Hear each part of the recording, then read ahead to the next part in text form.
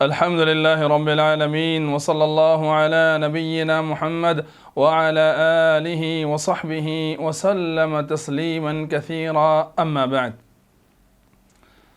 آج انشاءاللہ تعالی قربانی کے موضوع میں سے اہم ترین موضوع ذبح کرنے کے آداب. قربانی کے اندر جب ہم جانور کو قربان کرتے ہیں تو ہمارا اسلام بڑا ہی اہم ترین اور سماحت والا اور بڑا ہی آسان دین ہے، اور ہر کسی کے ساتھ رحم دلی والا معاملہ فرماتا ہے. اس لیے رسول اللہ صلی اللہ علیہ وسلم نے ارشاد فرمایا، ان اللہ کتب الاحسان علی کل شیء. اللہ رب العالمین نے ہر کسی کے ساتھ احسان کرنا لکھ دیا ہے، واجب کر دیا ہے. فَإِذَا قَتَلْتُمْ فَأَحْسِنُوا الْقِتْلَةَ. جب تم کسی کو مارو یا قتل کرنا ہے تو احسن انداز سے رحم کے ساتھ احسان کرتے ہوئے اس کی طرف. وَإِذَا ذَبَحْتُمْ فَأَحْسِنُوا الذِّبْحَ. جب تم نے کسی جانور کو ذبح کرنا ہے تب بھی بڑے احسان کے ساتھ اور رحم دلی کے ساتھ. فَأَحْسِنُوا الذِّبْحَ وَلْيُحِدَّ أَحَدَكُمْ شُفْرَتَهُ. اس رحم دلی کے اندر یہ بھی شامل ہے وَلْيُحِدَّ أَحَدَكُمْ شُفْرَتَهُ، کہ تم میں سے ہر کوئی جب بھی کوئی جانور ذبح کرنا چاہتا ہے اسے چاہیے کہ وہ اپنے چھری کو اچھے انداز میں تیز کر لے. وَلْيُحِدَّ أَحَدَكُمْ شُفْرَتَهُ وَلْيُرِحْ ذَبِيحَتَهُ. اس کا فائدہ یہ ہوگا کہ اس جانور کو کوئی پریشانی نہیں ہوگی، اس کو کوئی تکلیف نہیں ہوگی، اور یہ ہماری طرف سے اس کی طرف احسان ہوگا. تو سب سے پہلا ادب یہ ہے کہ انسان اپنی چھری کو تیز کر لے اچھے انداز میں. اور یہ چھری کا تیز کرنا رسول اللہ صلی اللہ علیہ وسلم نے جیسے کہ ارشاد فرمایا کہ جب تم میں سے کوئی اذا ذبح احدکم فلیجہز فلیسرع ولیحد احدکم شفرتہ. ایک روایت کے اندر آتا ہے کہ اسے چاہیے کہ جلدی سے جلدی اس کو چاہیے کہ اپنا ہاتھ چلائے تاکہ جلد سے جلد وہ ذبح ہو جائے، اس کے لیے آسانی ہو جائے. تو یہ دوسرا ادب ہے. تو اس انسان کو اپنی چھری تیز بھی کرنی چاہیے اور اس کو جلد سے جلد جانور کو ذبح کرنا چاہیے. تیزی کے ساتھ اس کے پر ہاتھ پھیر دیں تاکہ اس جانور کو تکلیف نہ ہو ذبح کرتے وقت. تو اس لیے چھری کا تیز کرنا، پھر اس کے بعد تیزی کے ساتھ اس چھری کو جانور کی گردن پر چلا دینا، یہ دوسرا ادب ہے. تیسرا ادب یہ ہے کہ اس چھری کو جب آپ نے تیز کرنا ہے تو اس جانور کے سامنے تیز نہیں کرنا. رسول اللہ صلی اللہ علیہ وسلم نے بھی اس چیز کا حکم دیا ہے کہ جب تم میں سے کوئی چھری کو تیز کرتا ہے تو اسے چاہیے کہ وہ جانور سے چھپا لے. وَأَن تُوَارَى عَنِ الْبَهَائِمِ. حدیث کے اندر الفاظ ہیں کہ وہ جانوروں سے چھپا لیا جائے. وہ جو سکین ہے، جو چھری ہے، اس کو دوسرا چھپا کر رکھے، اس کے سامنے ظاہر نہ کرے. صرف ظاہر اس وقت کرنا ہے جس وقت ذبح کرنے کا ارادہ ہو، کیونکہ ایک جانور اس کو بھی اللہ تعالیٰ نے عقل دی ہے، اس کو بھی پتہ ہے کہ میرے کو ذبح کیا جائے گا، تو یہ رحم دلی کے خلاف ہے. تو اس لیے چھپا کر ہی انسان کو یہ تیز کرنا چاہیے. اور ایک چوتھا ادب یہ ہے کہ انسان جب جانور کو لٹا دے، لٹانے سے پہلے اس چھری کو تیز کرنا ہے.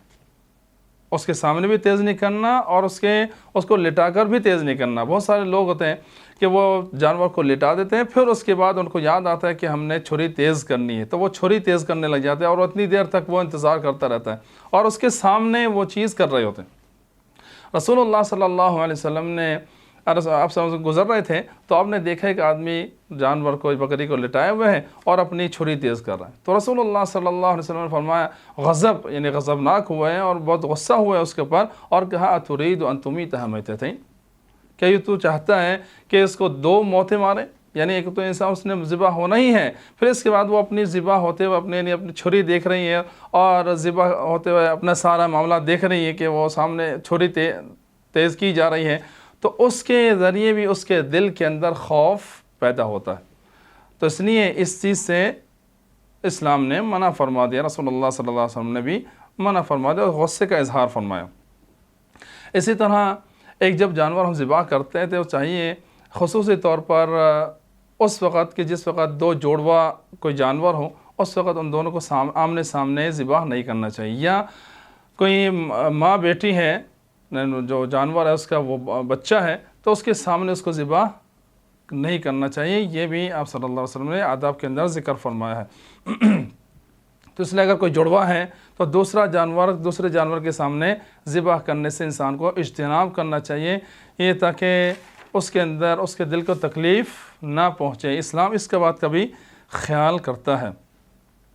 اسی طرح اس بات کا بھی خیال کرنا چاہیے کہ جب ہم نے اپنی چھری چلانی ہے تو پوری جانور کی پوری گردن نہیں کاٹنی، اس کا بھی خیال کرنا چاہیے کہ پوری جانور کی گردن نہیں کاٹنی، جب صرف جو رگیں ہیں وہی کاٹنی ہے، تاکہ جو نرخرا ہے وہ کٹ جائے اور جو رگیں ہیں وہ کٹ جائیں، باقی پوری انسان کو نہیں کاٹنی چاہیے۔ اس سے ایک تو اس کو تکلیف بھی ہوتی ہے، دوسرا صحیح طرح خون نکل بھی نہیں پاتا۔ اور جدید سائنس بھی ہمیں اس کی طرف تحقیق ان لوگوں نے کی ہے، تو وہ بھی یہ کہتے ہیں کہ اس سے جو ایک رگ جو دماغ کی طرف اشارہ کر رہی تو اشارات بھیجتی ہیں، اس سے وہ اشارات بھی ختم ہو جاتے ہیں، جس کی وجہ سے وہ خون نکالنا بند ہو جاتا ہے، تو جس کی وجہ سے وہ خون بھی جانور کے اندر رہ جاتا ہے۔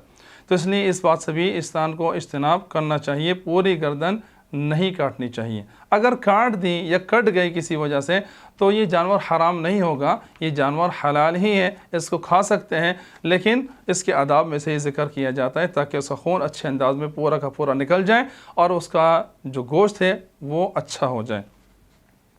اسی طرح اس بات کا بھی خیال کرنا چاہیے کہ جب جانور کو ہم گرائیں گے ذبح کرنے کے لیے تو اس کو الٹی جانب اس کو گرانا ہے۔ یہ رسول اللہ صلی اللہ علیہ وسلم کا طریقہ کار بھی ہے اور اس بات پر تمام امت کا اجماع بھی ہے، اور یہ آسان بھی ہے تاکہ انسان اپنے سیدھے ہاتھ کے اندر چھری لے اور اس کے بعد اس کو ذبح کر دے، اور قبلہ رخ اس کو کرنا ہے۔ یہ بھی آداب میں سے کہ جانور کو قبلہ رخ کرے، یعنی اس کی گردن جہاں پر ذبح کرنا ہے اس کو قبلہ رخ کرے گا، اور وہ خود بھی اپنا جو بدن ہے اس کو بھی قبلہ رخ کرے گا تاکہ وہ اچھے انداز میں یہ آداب کے اندر سے ہے، یعنی یہ واجب نہیں ہے لیکن انسان کو چاہیے کہ وہ اسی طرح کرے، یہ رسول اللہ صلی اللہ علیہ وسلم کی سنت کے اندر شامل ہے۔ پھر اس کے بعد ذبح کرتے وقت اس بات کا بھی خیال کرنا چاہیے کہ اللہ رب العالمین کا نام لینا چاہیے، بسم اللہ واللہ اکبر، یا صرف بسم اللہ بھی کہا جا سکتا ہے، بسم اللہ واللہ اکبر بھی کہا جا سکتا ہے، اور پھر اس کے بعد ایک اور چیز اس کا اضافہ کیا جا سکتا ہے، اللہم تقبل منی، اے اللہ مجھ سے یہ قبول فرما لے، یا اللہم تقبل منی وعن اہل بیتی، میرے گھر والوں کی طرف سے بھی، یہ الفاظ بھی کہے جا سکتے ہیں، یعنی میرے گھر والوں کی طرف سے، اگر وہ گھر والوں کی طرف سے کر رہا ہے قربانی تو گھر والے بھی اس کے اندر شامل ہو جائیں گے اس کے ثواب کے اندر۔ اگر بہت سارے لوگ مشترک ہیں تو ان کے نام لے دیے جائیں، یا پھر وعن المشترکین یہ کہہ دیا جائے کہ جو بھی لوگ شراکت ہیں اس کے اندر شریک ہیں ان کی طرف سے بھی یہ کیا جا رہا ہے جانور، اللہم تقبل منا وعن المشترکین فیہ، اس طرح بھی کہا جا سکتا ہے، تو اس کے اندر کوئی حرج نہیں۔ تو انسان کو چاہیے کہ جانور ذبح کرتے وقت اپنے اچھے انداز میں اس کے ساتھ رحم دلی والا معاملہ کرنا چاہیے۔ ایک صحابی آیا اور کہا کہ اللہ کے رسول، جب میں کسی بکری کو ذبح کرتا ہوں تو میں اس کے اوپر رحم والا معاملہ کرتا ہوں، یعنی اس کے ساتھ احسان والا معاملہ کرتا ہوں، تو رسول اللہ صلی اللہ علیہ وسلم نے ارشاد فرمایا، ان رحمتها رحمک اللہ، سبحان اللہ، جب تو اس کے ساتھ رحم والا معاملہ کرے گا، احسان والا معاملہ کرے گا، تو اللہ رب العالمین بھی تیرے ساتھ رحم والا معاملہ فرمائے گا۔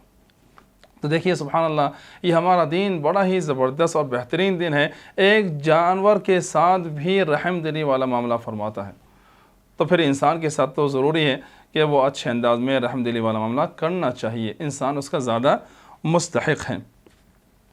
اس کے اندر ذبح کرتے وقت جانور کو جو اونٹ ہے خصوصی طور پر، اگر اونٹ جانور کیا جا رہا ہے تو اس کو اسلام کے اندر نحر کہا جاتا ہے، یا نحر کیا جاتا ہے، اور نحر کہتے ہیں کہ جب اس کا الٹا پاؤں کھڑا کر کے باندھ دیا جائے اور پھر اس کے بعد وہ 3 ٹانگوں پر کھڑا ہوگا، اور یہی رسول اللہ صلی اللہ علیہ وسلم کی سنت بھی ہے، اور قرآن مجید میں بھی اللہ تعالیٰ نے یہی فرمایا، فَاذْكُرُوا اسْمَ اللَّهِ عَلَيْهَا صَوَافٍ، کہ اللہ رب العالمین کا نام لیتے ہوئے اس کو 3 پاؤں پر کھڑے کر دیں، پھر اس کے بعد اس کو نحر کرنا ہے۔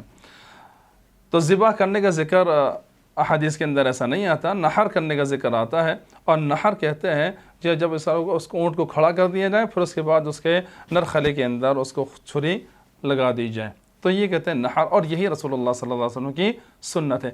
عبداللہ بن عمر رضی اللہ تعالیٰ ایک آدمی کو دیکھا کہ وہ بیٹھ کر اونٹ کو بٹھا کر پھر اس کے بعد اس کو ذبح کرنے کی، نحر کرنے کی کوشش کر رہے تھے، تو رسول اللہ صلی اللہ علیہ وسلم عبداللہ بن عمر رضی اللہ عنہ نے فرمایا کہ اس کو کھڑا کرو اور اس کے بعد اس کو نحر کرو، یہی سنت ابو القاسم ہے، یعنی ابو القاسم یعنی رسول اللہ صلی اللہ علیہ وسلم کی سنت یہی ہے، اور اسی طرح اس کو نحر کرنا چاہیے۔